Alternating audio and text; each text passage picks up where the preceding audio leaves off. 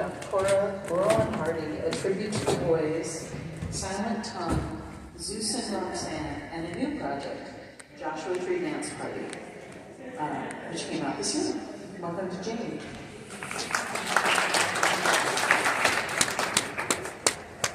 And sitting next to me is Ben Coil. Ben Coil is a musician, bartender, surfer, and author of Joshua Tree's The Book, which debuted at the 29 Promise Book Festival in 2024. In June of this year, he unveiled a theatrical companion to the book with its second production slated for November 2nd in Hollywood. How is it? 29 Palms Book Festival. Elizabeth Bergman at Space 17 checking in. We're at the Desert Lectures. All of these authors to bring a small selection of their writing to read to you today. So I think before we start having a full-blown discussion about the topics that I had alluded to before, I'm going to go down the line and have people read selections from their books, and I've allotted them about 5 minutes. So we're going to start with Jen. Awesome, hey guys. So I have not read from this yet. Just came out 3 weeks ago. It is my debut dark thriller, dark romance, very adult novel. The first in a duet. And I'm going to read the excerpt. There's a great audiobook from Podium with dual narration, if you happen to know what that is. Male-female point of view, and I'm going to read the excerpt they used to promote it, so I figure that's a good selection. So the book takes place in the aftermath of a horrible breakup. My main character, Morgan, caught her boyfriend cheating, and her girlfriends have whisked her off to a VIP retreat in the Berkshires to try to get her mind off her ex. And the book does the current timeline, and then we go before to see how they met and how the whole relationship unfolded. What's the name of the book? It is called Namaste and Slay. So that should give you, it's a little rom-com, so get ready. All right, chapter 2, before, Morgan. Dating is like a high-speed car wreck. I think watching the Manhattan traffic blur past in a rush of kinetic motion, the kind that could easily kill you in a split second. So why do I keep subjecting myself to it, knowing I'll get hurt and be left broken, maybe even maimed for life? At least that's my checkered relationship history. I swore off dating after my last romantic mishap, 2 dates that ended with me sleeping with him only to be ghosted the next day. But here I am on the cusp of another first date, and right now I'd rather die. Noah, that's his name according to his profile in the app. Investment banker, Ivy League grad, volunteers at a cancer ward at the local children's hospital on weekends. He sounds perfect, too perfect. That's why I'm second guessing myself. The big catch? I met him on this new blind dating app called The One. The profile avatar is a black silhouette, like when you don't bother posting a picture. But in this case, that's the whole point. And everybody's talking about it, hence why my roommates forced me onto it. It's also terrifying. I don't know why I let Hannah and Mia talk me into this, and now I deeply regret what past me decided. But the truth is, they can be pretty persuasive, if not downright pushy, especially when they team up. They have the sort of privileged upbringings where bad things didn't happen to them on a regular basis. So they don't get what the big deal is, or why stepping outside my front door can summon so much dread and anxiety. They don't understand how a simple jaunt to the store or running errands can result in an accident. But I do, because I'm the kind of person where bad things did happen to me growing up. Even though I've hidden that part of my life, nobody knows the truth, and they never will. I erased it, and I erased her, the girl I used to be. I invented Morgan Steele. She's everything I wasn't but aspired to become, and slowly but surely I became her, until the old me was gone, dead, and buried back home. Thank you.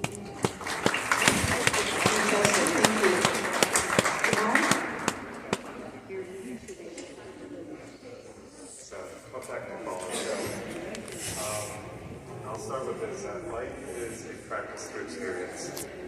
Life is a study to live.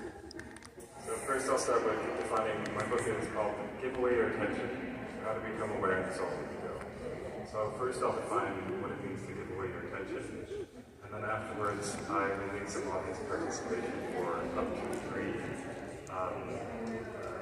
engagement exercises so we can try to see what it means to give away your attention. So what's the difference between paying attention and giving away your attention? To pay attention usually means someone or something else, particularly a person in a position of authority or power, is demanding another's attention. A That other person tends to be a child, a student, or someone without authority. Their attention is focused where the authority figure wants it to be focused. Similar to a checkout line, where one would pay for a transaction, one is paying for their attention to be elsewhere by losing out on what they're currently engaged in. So this distinction is something outside of us controlling possibly where our attention should be focused. Giving away your attention, on the other hand, is a choice, is voluntary and free. There is no ulterior motive other than to learn and to engage. You do not lose out on something when you give away your attention. Rather, you prioritize your focus and gain new perspectives which broaden your outlook. Maybe next time, before someone's app is ordered to pay attention, there's a pause, requesting from the other person, please give me your attention. On that, here's a little exercise. Do distractions exist? Yes or no? Yes. What is a distraction? Can somebody define it?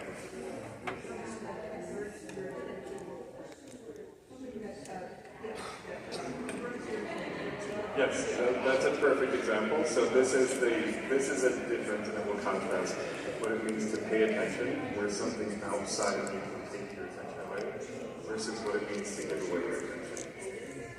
So there are two competing views on how flow is broken. Flow is a state of complete immersion, where you're no longer the subject of your thoughts, and you're completely with the activity that's engaged. So the standard view and the ideal view.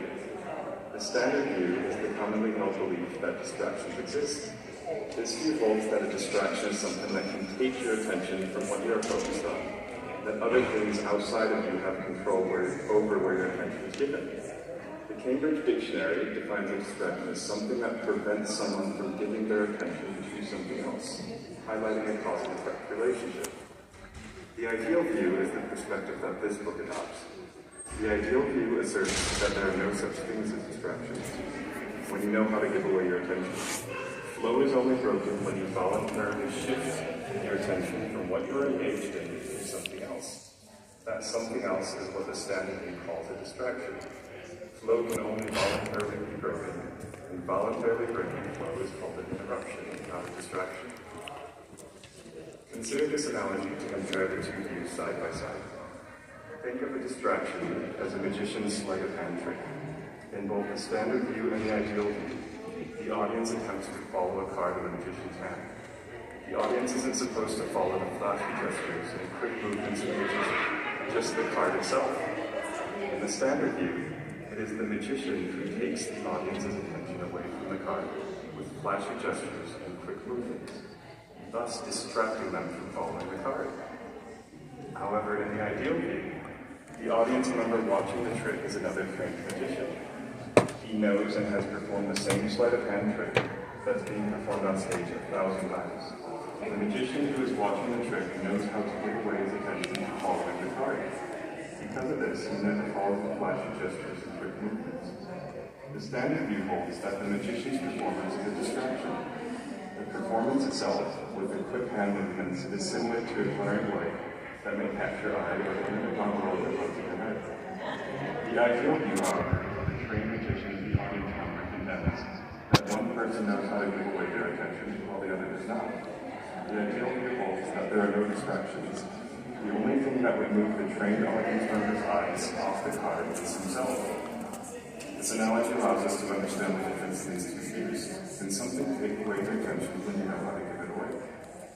That's the difference between being distracted and something outside of you taking your attention versus you changing the focus from what you are engaged in to something else. That should say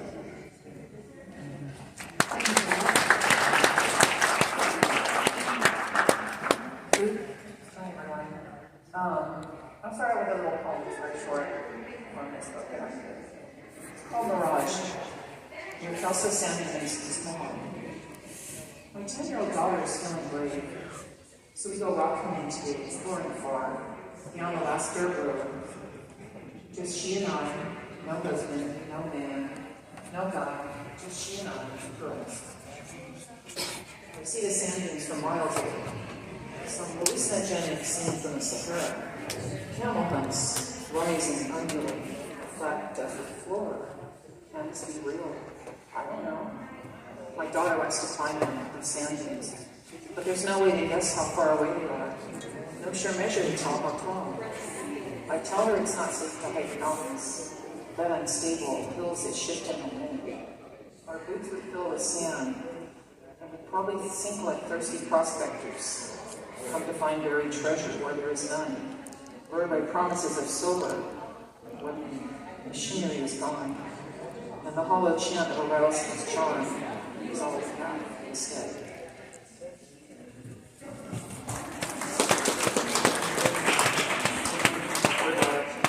See, I'm from the desert, so everybody knows like LA and someone like that. I'm just from the desert. So my stories are, What part? I grew up over in Apple Valley, and I'm going to read a firefighting poem. People seem to get excited. I used to work on oil fires all over the West, including the Mojave Desert. It's called mopping up, which is very strange, a lot of the terminology of firefighting. It's always like domestic workers. Mopping up, it's the most unraveling and welcoming job I've had. Fighting fire in far-flung, fiery wildernesses. Joshua Tree, the San Bernardino Mountains, the San Gabriels, Sierra, Gates of the Wilderness, Trinity Alps. Most of the time, I was the only girl on the crew, as I was called. Cutting fire lines, stumbling on rocks, sucking down smoke. After a fire laid down upon blackened meadows and burnt matchstick forests, our job was far from done. We hiked through baked potato pot, ankle-deep ash to finish off dying wildfires, using our sharpened shovels to stir and sift through debris, slowly, also meticulously. We jugged and incinerated animals were crispy critters, known in their former incarnations as kangaroo rats, Mojave green rattlesnakes, black-tailed jackrabbits. We struggled to keep pace in the slowed-down underworld of one so lovely, if little-known Golden State geographies, with lonely names: Rattlesnake Mountain, Horse Deep Spring, Last Chance Range, Grapevine Canyon, Wild Rush Road, Toro Peak, Covington Flat. Above us, the whispering names of trees lurking, black and jagged, stripped of the dignity of their names. Jeffrey Pine, Ponderosa, Western Sequoia, Sycamore, Pinyon, White Fir, Incense Cedar, now designated as widowmakers, ready with death blow limbs ready to fall. And at our feet, the complete bequeathing of the latter fields, Manzanita, Western Jungle, Coyote Brush, Poison Oak. And we shall not even talk about human lives that were lost. The houses we fly over in helicopter, still smoldering and burning. The horror of those visions remain with me still. And oddly enough, in spite of all of that, this is what I remember most vividly from my firefighting days. The endless mopping up, making sure the fire was put together, working with inmates, soothing feverish brows, forsaken landscapes to cool them down the best we could, even though we didn't always win. Try to tame them into domicile complicity with the ease of a nursery rhyme. And I remember, unusually, strangely, how often the guys on the crew would ask why I left my apron strings of domesticity to flirt with fire instead of with them.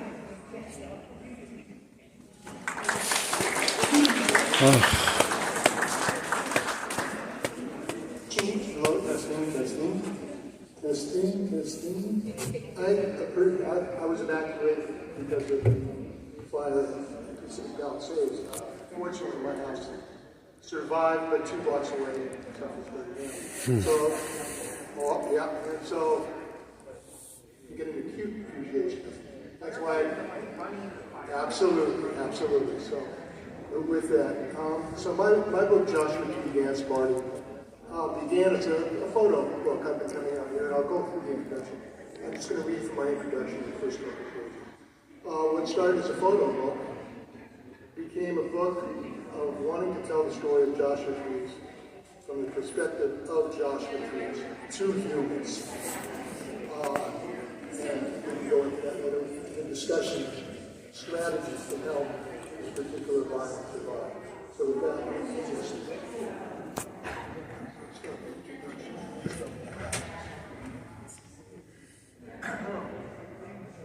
I first came to what is now Joshua Tree National Park as a student on a field trip in 1963. While deciding whether to go to medical school or history graduate school, I took a course in ecology, a new academic field at the time.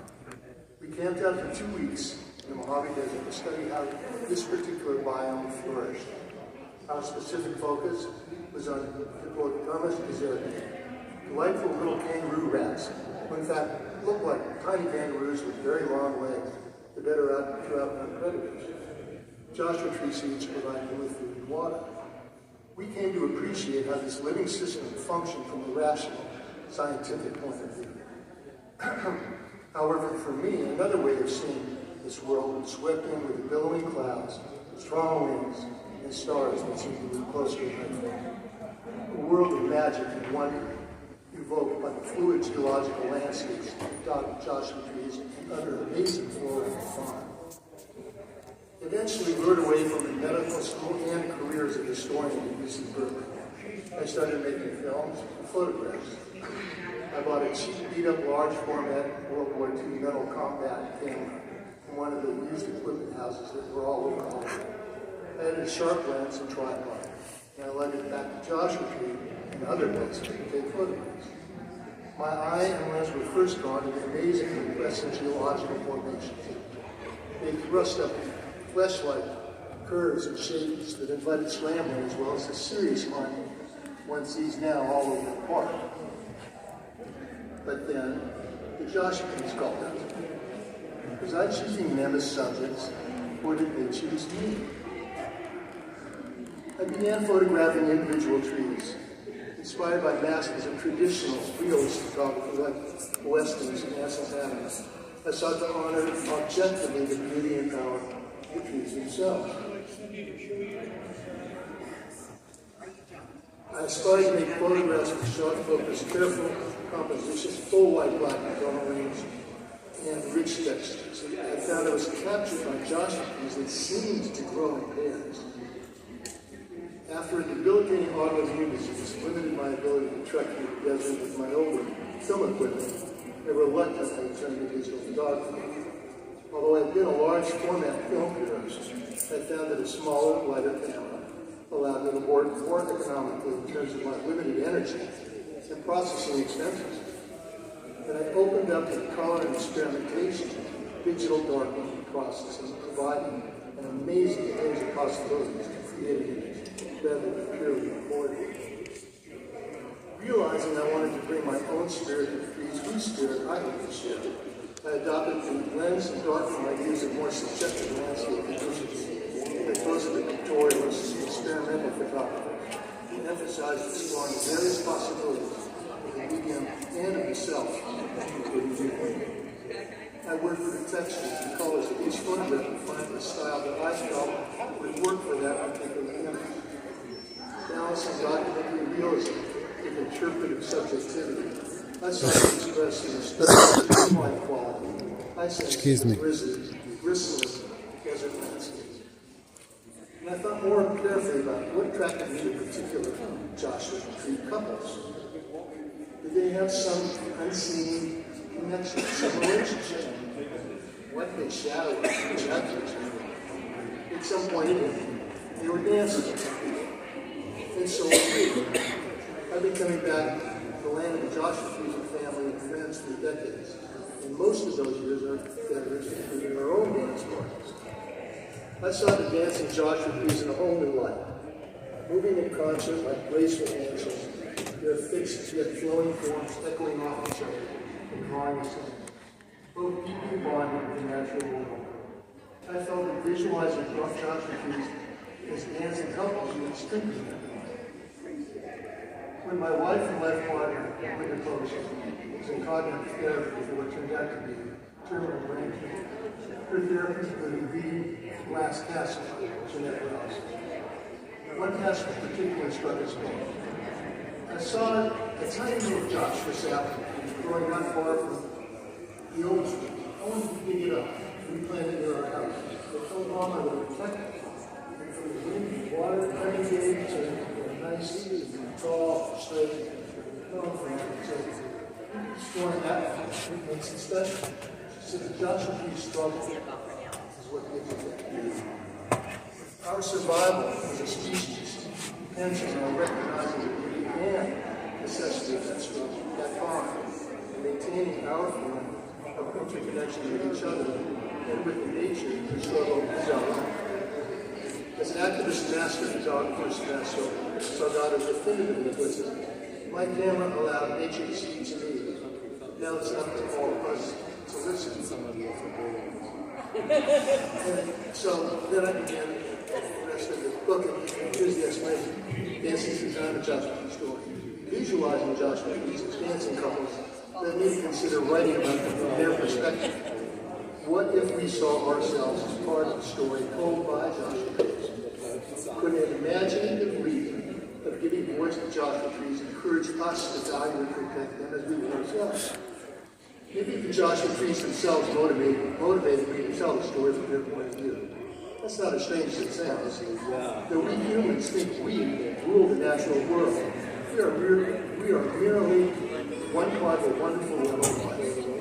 In this interconnected world, many plants have put us to work to help them. Apples, potatoes, coconuts, mushrooms, tulips, orchids have given us Pretty up shelter, here. physical and mental healing and beauty. In doing so, they have enticed us to help them disperse, adapt, and flourish. Like all living beings over millions of years, Joshua Trees struggle away, surviving, and reproducing. When things change, they find new ways to continue, to exist. Perhaps they have inspired this young to tell their story from their point of view to help them survive this perilous time. It's a tale of life and death that made here our own. We live here now. Our now, like yours, is all changing. Once upon a long time ago, giant 9-foot tall ground sloths brought our seeds here to what you call the Alpine Desert, southwest of the United States, the whole place looked different back then. It was cold and wet, many lakes and rivers, covered with lush forests of fir grass and cottonwood. 25,000 years ago, the air smelled sweet and pungent with the scent of astounding assortment of animals, our giant sloths, even larger bears, woolly mammoths, long tusks, mastodons, sleeping cats, elk, wolves, camel, bison, and horses. Indeed, the sky was filled with rainbows and pure starry nights brought the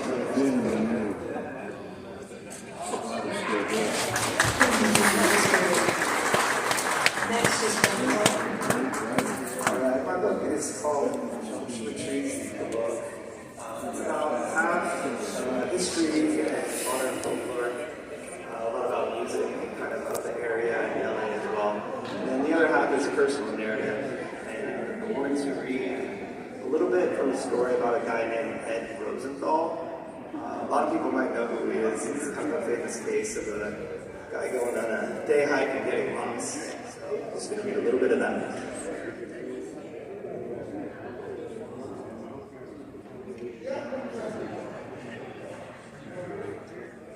Ed was feeling great. While the heat was intense, he knew the way back would be fast and easier due to the slight decline and that he'd be blasting the AC in his car in no time. Then a nice dip in the pool back at his hotel. Life was good. The trouble began when Ed started back down the hill and struggled to find the trail. He crisscrossed down the peak searching for his own footprints. He picked a trail that seemed vaguely familiar and followed it for a while, hoping it would lead back to the parking lot. Unfortunately, he picked the wrong trail. Now he was lost. While he'd seen several other hikers earlier that day, as the temperature reached its late afternoon peak, it seemed that he was the only soul still out there. Ed came to the desert for some peace and solitude. He'd certainly found the latter. When Ed realized he wasn't going to find the trail back to the car, he figured he could attempt to at least hike in the direction of what he hoped to be Yucca Valley. Again, he guessed wrong. Night fell. He wrapped himself in his emergency survival blanket and tried to rest, hoping to have more success the next day. Instead, delirium from dehydration made clear-headed problem-solving nearly impossible. Ed grew weaker and weaker. The next few days were spent hiding from the blazing sun, seeking any shade he could find. At one point, he found a small solitary pine tree, crawled under it, and passed out. Periodically, he would wake up when the sun began to scorch his legs, which were sticking out from the shade. On day 5, he began writing notes to his wife and daughter on his canvas hiking pad. He told them how much he loved them and offered some instructions for his funeral and who they should trust with the family's finances.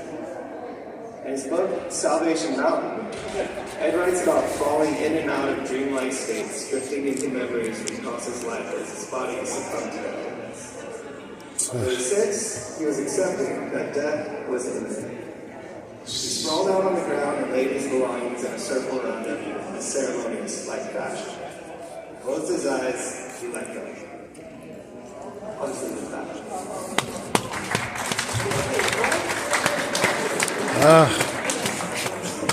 That sounds familiar. That's fantastic. I love hearing those excerpts. When we were putting the panel together, I posed a few questions for our panelists. And the first one was, how has the desert environment affected your work? Is there anyone else who tackled that question? Go ahead, Jamal. So my husband told me this small story about there once was a kid who lived in the suburbs, or let's say the farmland. And the kid said, I'm growing too big for the desert, or I'm growing too big for the rural area, I'd like to move to the city. And the mother said, well, son, cities are full of rules. It turns out rules run our society. Rules impact the way we speak, they impact the way we listen, they even impact the way we think, ultimately defining who we are. So, if I were to say to anybody here, the common denominator of the moon landing was fake, what would somebody say back? Like the common answer to that, the common response?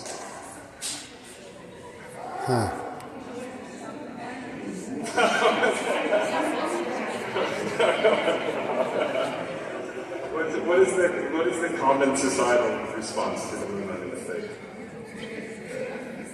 What? Yeah, it wasn't. Like people would say it wasn't. Oh, that's a conspiracy theory. Yeah. Either way, the point is, when I say the moon landing was fake, the moon landing was fake, that's a statement. And what people do in response to that statement is they typically make a statement. They either agree with it, yeah, the moon landing was fake, or they say back to me, oh, that's a conspiracy, oh no, it wasn't fake. Rarely ever do we go back to somebody who says something that we disagree with and says, oh, what do you mean the moon landing was fake? This is what rules do to us. This is how society creates boundaries of how we think. It's embedded within our language, it's embedded in the way we speak and listen. And when we go to the desert, when we move away from cities, it allows our minds to relax. It allows us to listen more carefully to ourselves. It allows us to unwind things that have twisted us up. The reason I bring this up is because when I moved to the desert away from the cities, after being in Los Angeles, New York City, San Francisco, Miami, I thought of the moon landing being fake, and in my head I was like, oh, that's a conspiracy, I can't think. I was like, somebody put it blocked, or I allowed myself to be blocked how to think logically and freely. So I thought, what does it mean? So that started the questioning. That's where the book was inspired from, how to give away my mind, how to ask questions and understand rather than judge and make statements. So back to the story of the kid and the mother saying, I want to go, I need to be bigger. And the mother saying, well, cities have a lot of rules. We rarely realize how the rules impact us and how they shape and define us. And how the desert, where it's open, where there's people with open minds, where there's an open sky, where we can still see the stars, it allows us to unwind those rules and I think that's what the desert is. Well, I think that's so interesting. Thank you for that perspective. I agree. What about you, Jen? Yeah, I would say in some of this work it seems a little more obvious. I am primarily a fiction novelist. I also write short stories, but I do write a lot of science fiction. And Joshua Tree has long been known as a place where weird things happen. Vampires, 29 palms, UFOs. I do write a lot of weird Western. Once I moved out there, randomly, weird Western has gotten quite popular. Has anyone ever heard of weird Western as a genre? It's really low-esteemed, but you have heard of weird Western. So Star Wars is a weird Western. Dune is a weird western, Mad Max is a weird western, and these all have desert environments. So weird western is anything where there's a little magic or a little sci-fi into desert western genre and environment. So I wrote a great story called The Nightmare Man that was in The Good, the Bad, and the Uncanny, which is a really nice anthology collection with some amazing authors. And I just did another one for women of the Weird West called Thirst Trap, which are both set in Joshua Tree in a sci-fi future where we use solar tech. So they're steampunk, but this is more solar. And the world has been blighted. And so seeds are the currency now that are worth money, and everyone's trying to get to a place called the Oasis where something will finally grow again. So it's a little Silverado inspired, but all of it is high desert. So it's kind of fun, like taking these environments, and when I start writing, never knowing how the actual info will come into a story I'm telling, or how some weird story I hear will show up in some type of fiction I'm writing. And I think what Jamal touched on, just the openness of it, the space, the time to think. I spent a lot of time looking at stars and thinking about space exploration, which is why I will tell you I think the moon landing was fake, but we are really going. There are multiple missions in the works, and I think this time we're really going to do it in space. So I see Space Force over here, so we do also have that. You guys may know there's a lot of military presence. And I have a Space Force series called The Sacrifice of Blood for the Stars. It's a romance, sci-fi, Dear Dawn in outer space. So things like that are very influential. And it's been a great time being around other videos. So That's great, Jen. Thank you. Ruth? But on this, the theme of this talk is never underestimate the desert. So, for me, the desert is the starting point. The city is what's different. And I think that's a very different perspective. I'm one of the only people in writing that can really offer that in some ways kind of around here. And it can be kind of daunting because how do you articulate what that is to people that come here from somewhere else? So I'd like to say the desert is not an escape or a change. It's the place, it's the moment, it's the origin. And there's a lot of concern about the desert being loved to death. And that's something I really have from a unique perspective. So when you come from a city and like it's just so open, there's so much open space. People who've been here a long time, we're getting, it's a tsunami of people, it's a tsunami of cityness. And I think there's a lot of creative energy in that, and it's very important that we try to articulate and have conversations. Because, even for me, I've been here my whole, not 29, but all over the Mojave. And I would say that in my lifetime, what's really informed my writing, what I'm trying to write is stopping the sound of my own voice and listening to the desert. And that's very hard to do. Silence is really lonely. And I can go out in the desert by yourself. Listen, learn, it's a great learning landscape. All of the stories we think about geology, especially the form of our indigenous people in the desert, are their roots, kind of like the Grand Canyon, the layered picture. Really stop and listen. It's so important to know. And I see also a Lord to be a steward of the desert, and all that we do. I'm telling you, the long view I have for many years of watching the degradations, the large-scale extractions, what's happening in our deserts is really severe. It's not being government shutdown, large-scale extractions, research showing up. So be an advocate, do stewardship, learn from our native people, which are events, get involved. So that you can even channel that into your writing. You have to fight for it. It's kind of going fast. Thank you for the perspective. I really appreciate that. Eugene?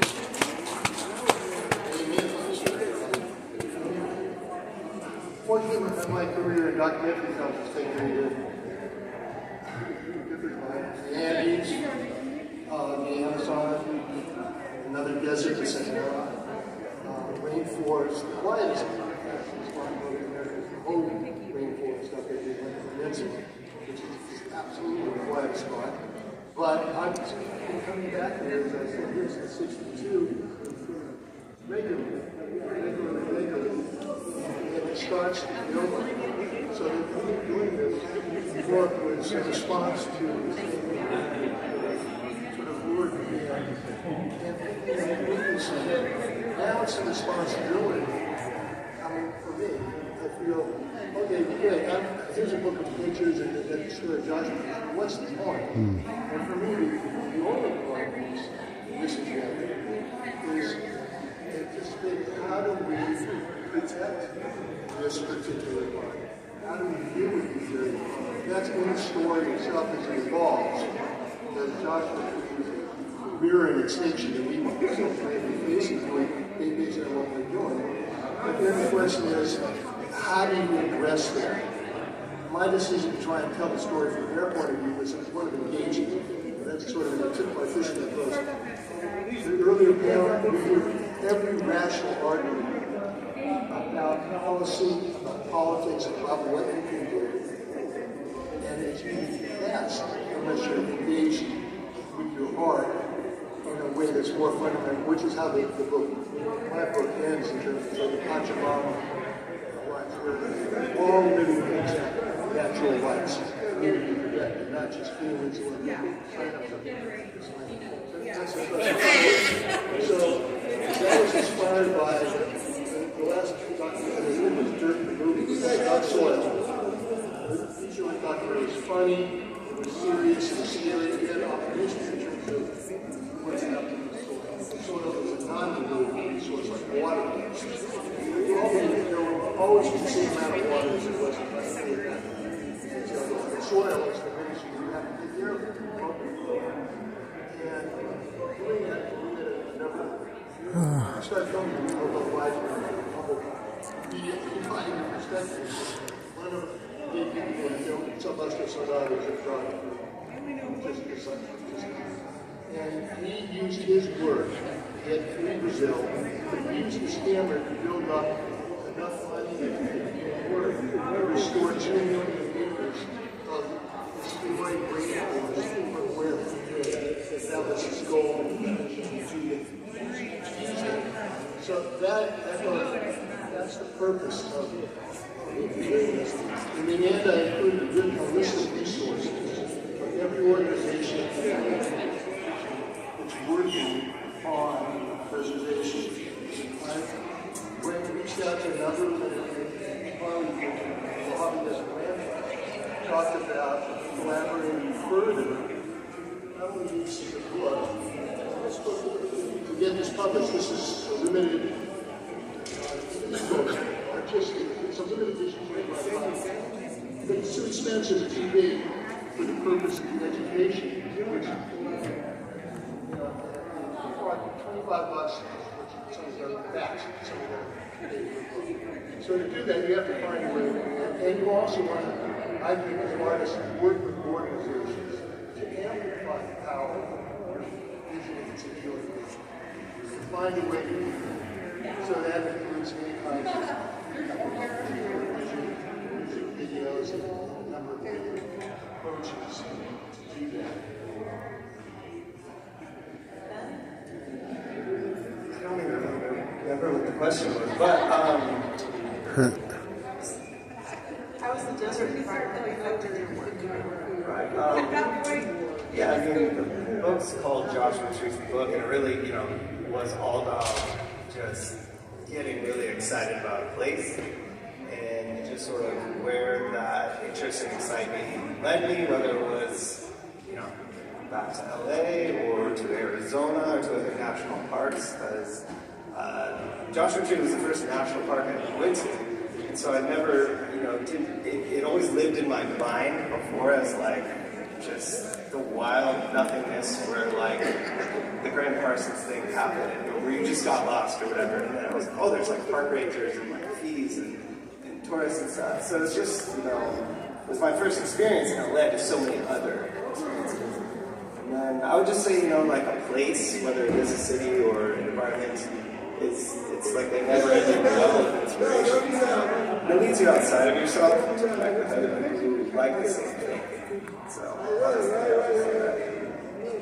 Great, and I just want to add that as a writer, I find the desert helps me to think complex thoughts all the way through to their conclusion. It's such a luxury. In the city you're all full of distractions, but the desert is so generous, it's quiet, it gives you a lot of time to think complex things.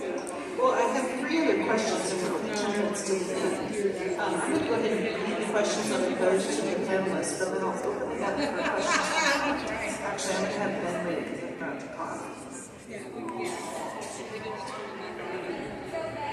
Just read all four? Bless you. Oh, the bottom three, yeah. What is your hope for the future of the desert community in the face of rapid change? The next one is, let's discuss how the arts can help to save our precious desert ecology.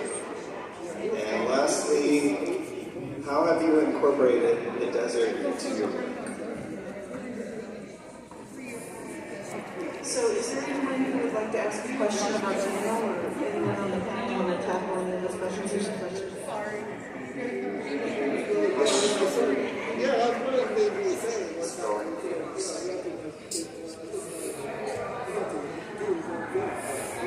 I can, and I look for, and I can't tell you. I could find no explanation, and it may be, in fact, that it's my view as an artist that there's absolutely no reason they go up there, and they don't. But when I see them together, that was my thought. So there's no science in that. Is it true that they go together? This is the answer. No. We've been listening to Desert Perspectives at the 29 Palms Book Festival. Come on down till 6 p.m. We're having lectures. Or Sunday. Thanks for tuning in.